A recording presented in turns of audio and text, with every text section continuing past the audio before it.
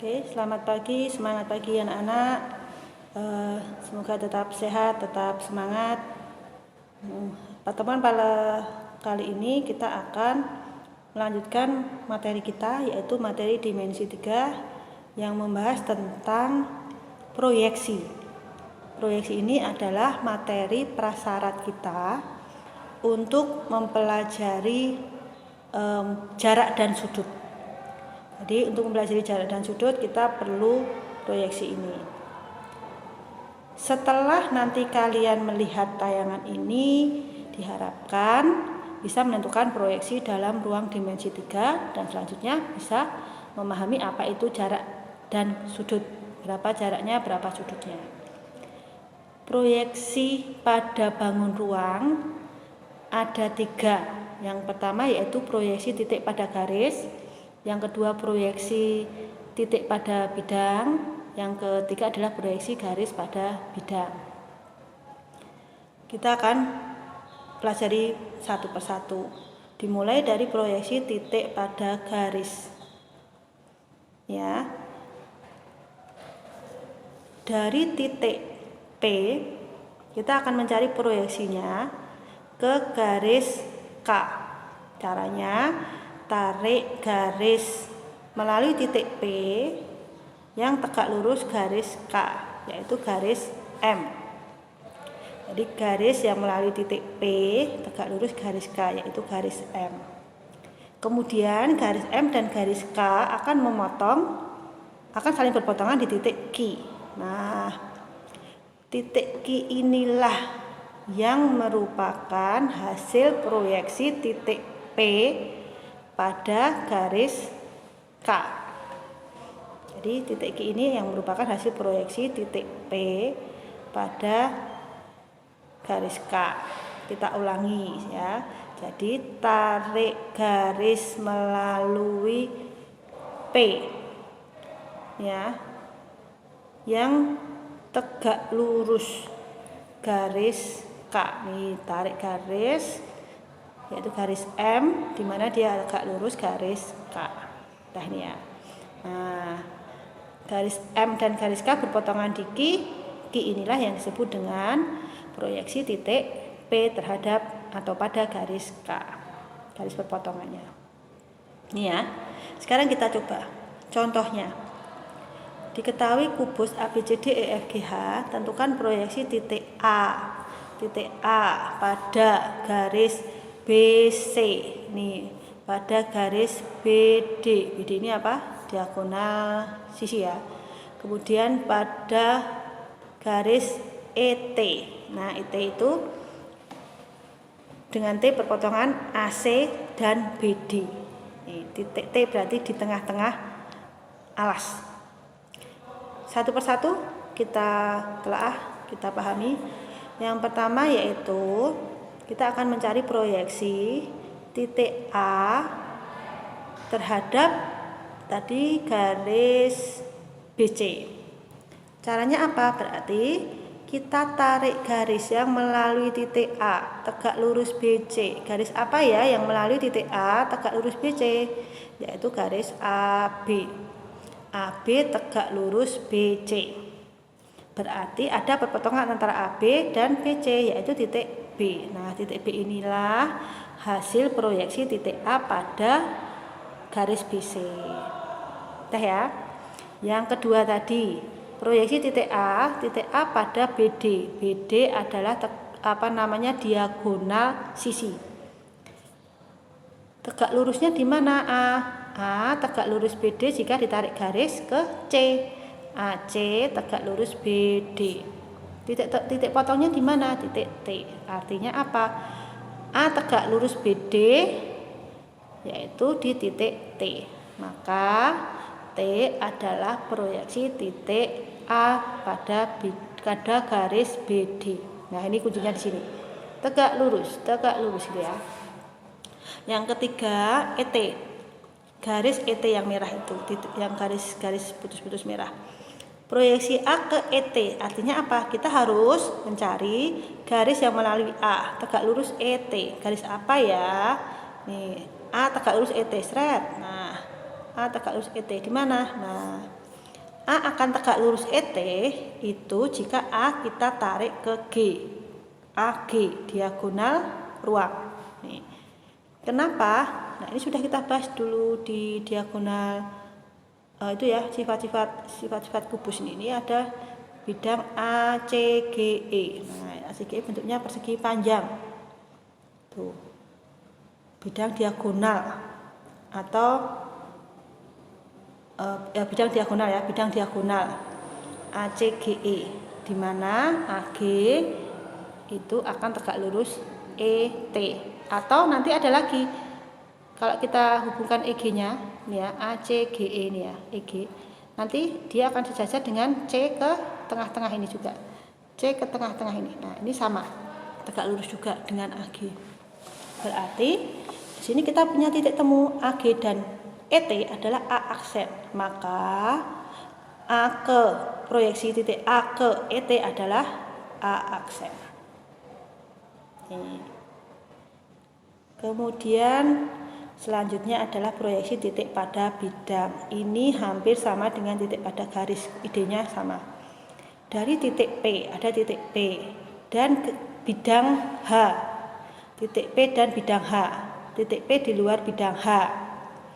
Ditarik garis G, tegak lurus H. Nah, ini adalah proyeksi titik P pada bidang H. Tarik garis melalui titik P yang tegak lurus dengan garis pada bidang H. Garis G tegak lurus garis pada bidang H. Ini garis pada bidang H-nya. Sembarang. Ini mau dibuat kayak gini garisnya pada H, boleh, sama, nanti tegak lurus juga. Mau dibuat gini, sama ya, tegak lurus juga. Jadi garis P yang kita buat tadi adalah garis G. Garis G akan menembus ya, menembus bidang H, di mana di titik P aksen. Maka titik P aksen ini yang disebut dengan proyeksi titik P pada bidang H, sama dengan yang titik pada garis tadi. Contohnya, diketahui kubus ABCD-EFGH, proyeksi titik E pada bidang ABCD alas, ini alas, adalah titik apa, dan proyeksi titik C pada bidang BDG adalah titik bla bla bla. Nih, kubus ABCD-EFGH titik E pada bidang ABCD, berarti apa? Tarik garis E yang tegak lurus ABCD. Nah, di mana? Di A. Karena apa? Karena EA tegak lurus dengan bidang ABCD. Di mana? Bisa di AC, bisa di AD, bisa di AC, ya, tegak lurus semua ya. Maka EA tegak lurus bidang ABCD. Yang kedua, yaitu proyeksi titik C pada bidang BDG. BDG bentuknya segitiga apa ya? BD, ini namanya apa? Diagonal sisi. BG diagonal sisi, DG diagonal sisi. Berarti BDG bentuknya segitiga sama sisi. Sekarang kita akan mencari proyeksi titik C pada bidang BDG. Berarti kita harus cari garis yang tegak lurus, menembus ya, menembus tegak lurus bidang BDG, yaitu apa? Titik ke titik E, CE. Ini tadi sudah kita singgung sedikit di bahasan sebelumnya, yaitu proyeksi apa tadi? Titik ke garis ya. Tuh. Di mana nanti jatuhnya? Di sini, di tengah-tengah, bukan di tengah-tengah ya, di sini, di perpotongan ini. Nah, ini. Kenapa? Karena CE itu tegak lurus dengan G ke bawah ini. Di CE tegak lurus G ini yang kuning ini. Di manakah perpotongannya? GE dan CE perpotongannya di titik P. Maka proyeksi titik C adalah titik P. Yang terakhir adalah proyeksi garis pada bidang.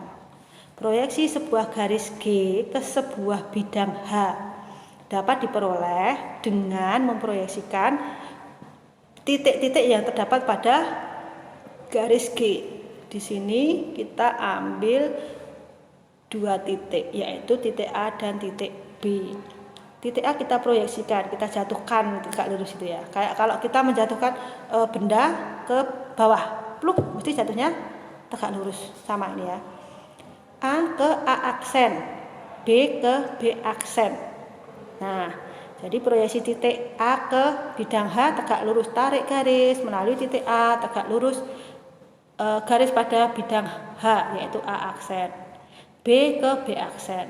Berarti proyeksi garis G pada bidang H adalah garis G aksen, yaitu garis yang memuat proyeksi titik A ke A aksen dan B ke B aksen, yaitu A aksen B aksen. Nih jatuhnya ya.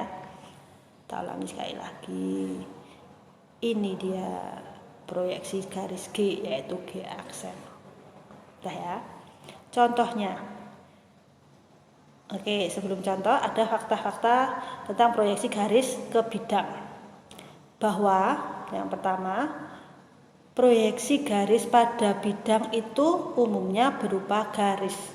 Kecuali jika garisnya tegak lurus bidang beta, maka proyeksinya adalah berupa titik. Tegak lurus berarti menembus. Nih ya, tegak lurus kan?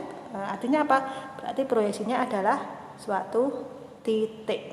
Kecuali kalau dia sejajar ini misal bidangnya sejajar, berarti proyeksinya berupa garis yang saling sejajar. Ini yang ketiga.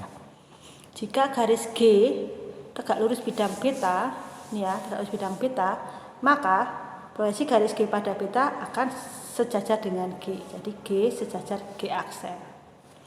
Begitu. Contohnya, ketahui kubus ABCD EFGH.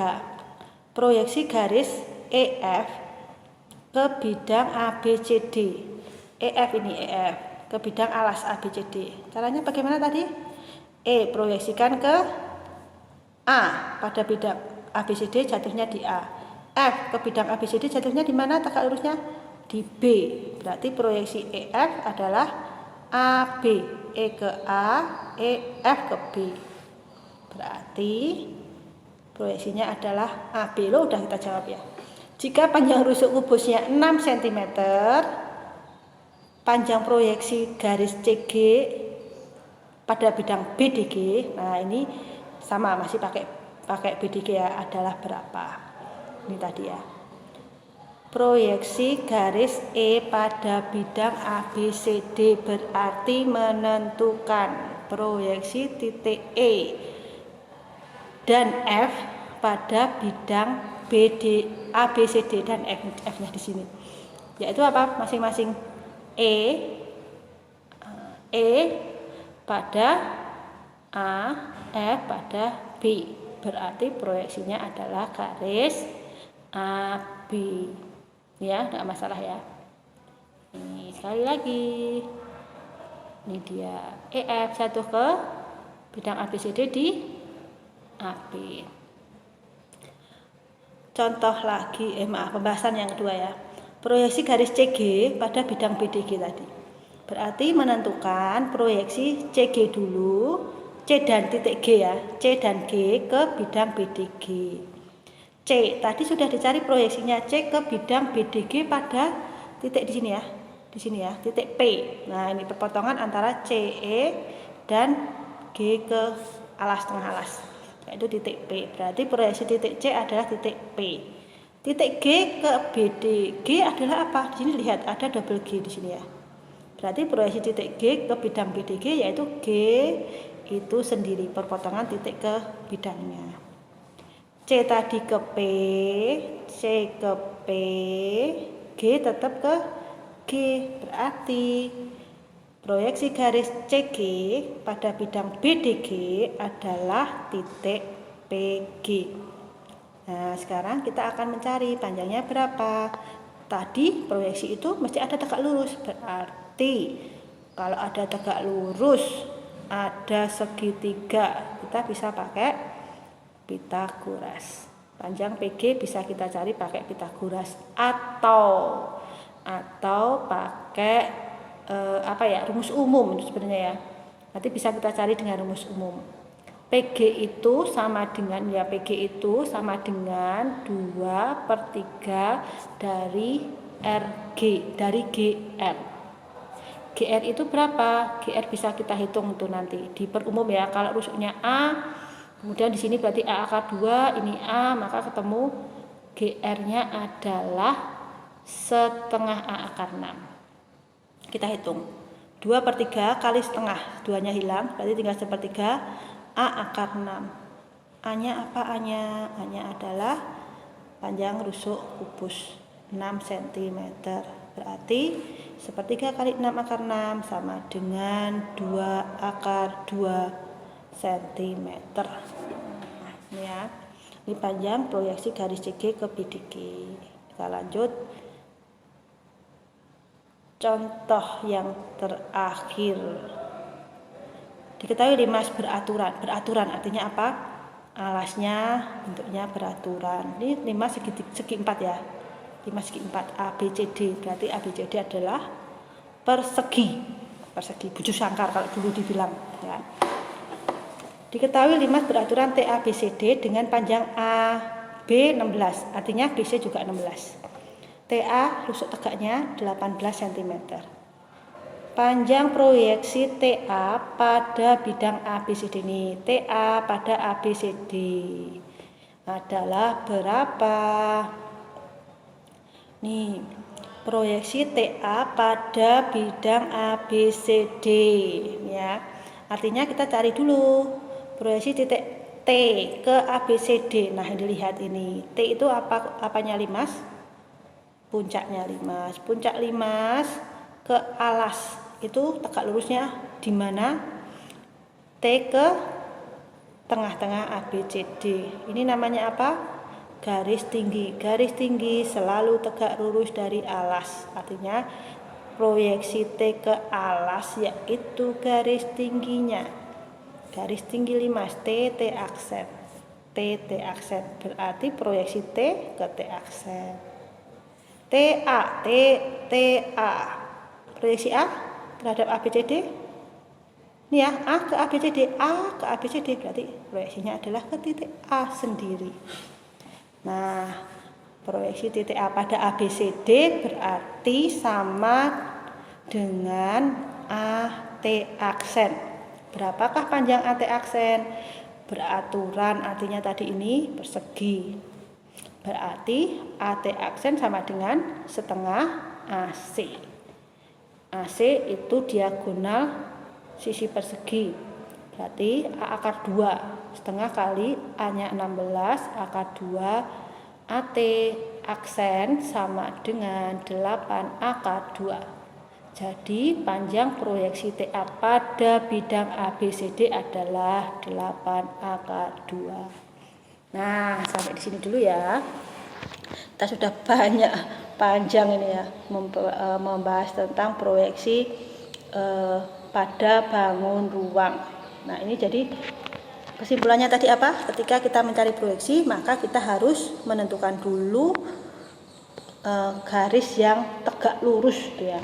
Ada kata-kata tegak lurus kata kuncinya. Kita harus mencari hubungan tegak lurus. Nah, demikian ya. Semoga tambahan materi ini, video ini bisa bermanfaat bagi kita semua. Terima kasih atas perhatiannya. Semangat pagi, tetap sehat, tetap semangat ya.